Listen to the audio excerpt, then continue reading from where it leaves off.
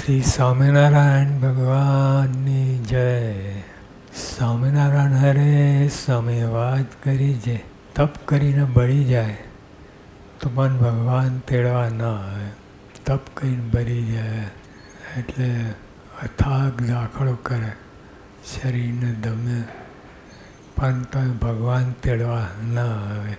ને હિંડોળા ખાટમાં સૂઈ રહે, દૂધ સાકર ચોખા જમે ને બે ચાકર સેવા કરનારા હોય ને રડનારા બીજા હોય, તેને અંત સમય વિમાનમાં બેસાડીને ભગવાન લઈ જાય.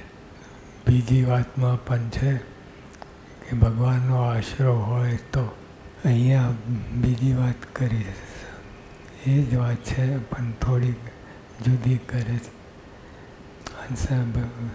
હવે દૂધ સાકર ચોખા જમે ને બે ચાકર સેવા કરનારા હોય ને રડનારા બીજા હોય, તેને અંત સમય વિમાનમાં બેસાડીને ભગવાન લઈ જાય. ને એ સુખ પૂર્વના સંસ્કારથી છે, તેમજ વિમાન પણ પ્રારબ્ધ ભેગું છે. આ પૂર્વના સંસ્કાર આપણને લાગે ઘણા કોઈ કાંઈ ના હોય અને એકદમ બુદ્ધિ ખીલે ને કથા વાર્તા કરે, બધું કરે, સેવા કરે, એ બધું પૂર્ણ સંસ્કારથી છે. દેખાય નહીં, આ જન્મમાં દેખાય નહીં, પણ બધું પૂર્ણ. અને આપણે પણ જે બધા ભેગા થયા છીએ પૂર્ણ સંસ્કારને, નહીં તો આ ભગવાનને આ સ્વામી ક્યાંથી મળે? પૂર્ણ સંસ્કાર. અને પૂર્ણ સંસ્કાર હોય તો પણ ના મળે.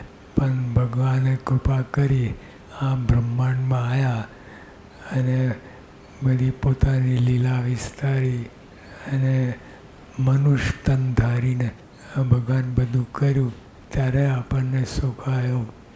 નહીં તો ભગવાન પોતાના જેમ અક્ષરધામમાં છે એવી રીતે આવ્યા હોત તો પહેલાં તો દર્શન જ ના થાય. તેજ છે એટલું બધું તેજ. એક એક મુક્તમાં પણ અનંત કોટી સૂર્યનો તેજ છે અને એવા અનંત મુક્તો છે. તો અને ભગવાન તો જે અક્ષરના તેજમાં બધું આવી જાય, અનંત કોટી મુક્તો બધા આવી જાય. અને ભગવાન કરતાં અનંત ગણા અક્ષરથી પર છે, અનંત ગણા. હવે ક્યાંથી આવે? આ દેવલોકમાં ને ઇન્દ્રલોકમાં એની સામર્થ્ય જોઈએ તો એ આપણને બધું ત્યાં ચોંટી જવાય, નીકળાય જ નહીં. તો આજ આપણને શ્રીજી મહારાજ સંત દ્વારા શ્રીજી મહારાજ મળ્યા, ભગતજી મહારાજ, શાસ્ત્રી મહારાજ, યોગી બાપા, પ્રમુખ સ્વામી મહારાજ, એના દ્વારા મળ્યા. પણ મને તો શ્રીજી મહારાજ જ એમાં ફેર નહીં. અખંડ ધારનારા મહારાજ સ્વામીને અખંડ ધારનારા, તો એ જ રૂપ આપણે થઈ ગયા. એટલે આવી જબરજસ્ત પ્રાપ્તિ થઈ છે.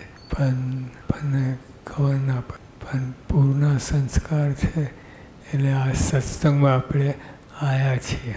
તપ કહીને બળી જાય તો પણ ભગવાન તેડવા ના આવે. ને હિંડોળા ખાટમાં સૂઈ રહે, દૂધ સાકર ચોખા જમે ને બે ચાકર સેવા કરનારા હોય ને રડનારા બીજા હોય, તેને અંત સમય વિમાનમાં બેસાડીને ભગવાન લઈ જાય. ને એ સુખ પૂર્વના સંસ્કારથી છે, તેમજ વિમાન પણ પ્રારબ્ધ ભેગું જ છે. આ પૂર્ણ સંસ્કાર છે. એ બધું ટૂંકમાં ભગવાન મળ્યા એ તો મળે જ નહીં, કોઈ રીતે મળે નહીં. આ ભગવાન તો પણ ભગવાન કેવળ કૃપા કરીને આ બ્રહ્માંડમાં આવ્યા અને ત્યારે આપણને આ યોગ થયો. એ વાતને અધ્ધર રાખી આપણે છીલવી, પડી ગયા દેવી. કેટલા મોટા ભાગ્ય કહેવાય, ભાગ્યનો પાર ન કહેવાય કે આવા ભગવાને સંત મળ્યા. એ કોઈને મળ્યા અને આપણને પણ ક્યારેય મળ્યા નથી. પણ ભગવાન આ બ્રહ્માંડમાં આવ્યા અને કેવા દયા કરીને. નહીં તો આપણા બધાના પુન અનંતકોટી બ્રહ્માંડના જીવના પુન ભેગા કરે પણ તોય ભગવાન ના આવે. પછી તો ભગવાન કેવળ કૃપા કરીને આ બ્રહ્માંડમાં આપણા માટે પધાર્યા અને બીજા કોઈ લોકમાં રહ્યા નહીં. સીધા ડાયરેક્ટ ફ્લાઇટ પકડીને આપણે પૃથ્વી ઉપર પધાર્યા અને ખેલી ગયા. જે બ્રહ્માએ તપ કરે છે એ ખબર ના પડી ક્યારે ભગવાન આવીને ગયા એવી. પણ એટલે આ બ્રહ્માંડમાં આવ્યા એ કેવળ દયા. કોઈ રડીને મરી જાય તો એ ખાવા ના મળે. રડીને તો ખૂબ પરસેવો પારે ને ખૂબ મહેનત કરે પણ તોય ખાવા ના મળે. ને કોઈને ગાળા મોરે રૂપિયા ચાલ્યા આવે તે પૂર્વનું પ્રારબ્ધ કહેવાય.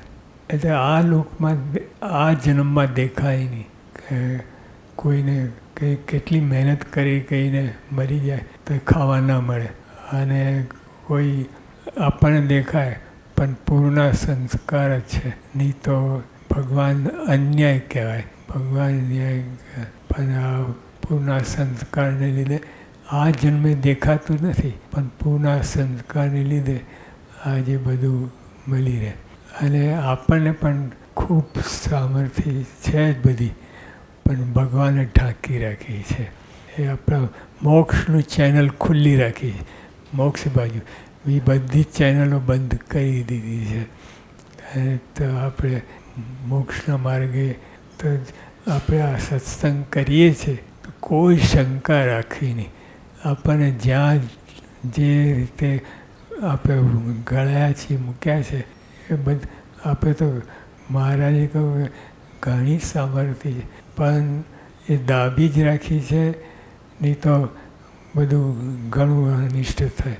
જો આપણને બધા બેઠા છીએ બધા સંતો હરિભક્તો સંતો યુવકો બધા જ બેઠા છે પણ કોઈને અંતર્યામીપણું આપે તો શું દશા થાય.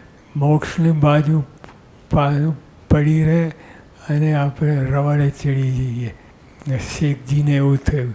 શેખજીને મહારાજે કહ્યું કે જો આ લાકડી લઈ જાઓ અને લીલી લાકડી અડાડશો તો સમાધિમાંથી પાછો આવશે અને લાલ લાકડી અડાડશો તો સમાધિ થશે.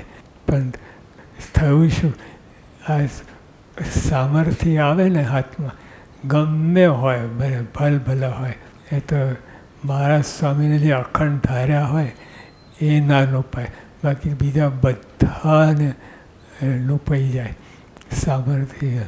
તો શેખજી તો સિંધને બદલે તે જ ગામડામાં ફરવા લાગ્યો.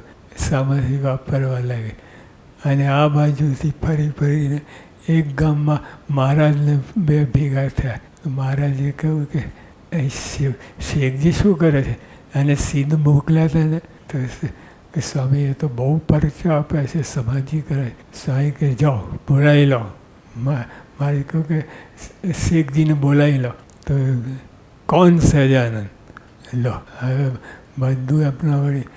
એટલે આપણે પણ એવું થાય બધા ભલા એક મહારાજ સ્વામીને અખંડ ધારી રાખ્યા છે એ સરખા રહે. બાકી બીજા બધા લેવાઈ જાય. આપણને લાગે કે હું ના લેવો અરે લેવાઈ જાય. બોલે એ મોહ એવો છે બધું સરકી જાય. એટલે મહારાજે આપણને ખાલી મોક્ષની ચેનલ ખુલ્લી રાખી છે, બીજી બધી બંધ કરી છે. આ જ આપણો તીર ચાલે છે તેથી કોઈ નામ લઈ શકે નહીં ને બીજાના તીર ચાલતા નથી એટલે તેને દુઃખ થાય છે. આપણે તીર એટલે મહારાજ સ્વામીની નિષ્ઠા એ તીર છે એને વડે બધું જ ચાલે છે. અને બીજાના તીર બીજા તીર નથી ચાલતા એનું કાર કર્માયાથી પર છે આ જ્ઞાન. તો બીજાના તીર ક્યાંથી ચાલે?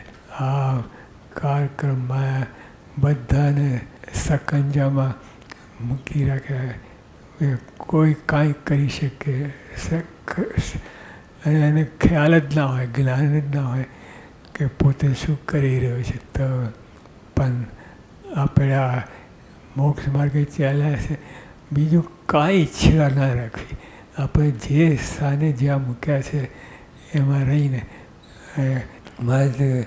આ રોગ કે કંઈ ફર્ક કરે એ તો આપણે કસર ટાળવા માટે, શુદ્ધ કરવા માટે અને પછી અક્ષરધામમાં મૂકવા માટે, મુક્તોની પંક્તિમાં ભેરવવા માટે આપણે કરે છે. એટલે ટૂંકમાં આપણે જે કરીએ છીએ, સત્સંગ કરીએ છીએ, આહનિક કરીએ છીએ, સેવા ભક્તિ કરીએ છીએ, એ જ કરતા રહો. એમાં જ બધું આવી જાય છે. સ્વામીની આજ્ઞાથી બધું સીધા મોક્ષ માર્ગે આપણે ચડ્યા છીએ. તો બીજે આગળ પાછળ ના થઈએ અને મોક્ષ થાય તો બધું આનંદ બ્રહ્માંડ બધું જ્ઞાન થઈ જાય, બધું થઈ જાય. એટલે મોક્ષ ઊંચામાં ઊંચી પદવી આપણે પ્રાપ્ત કરી છે. એટલે આપણે નમાલા છીએ એટલે મોરી વાત કરવી નહીં, હવે કેફમાં જ રહેવું. અને શાસ્ત્રી મહારાજ તો આપણે કમાલ કરી છે.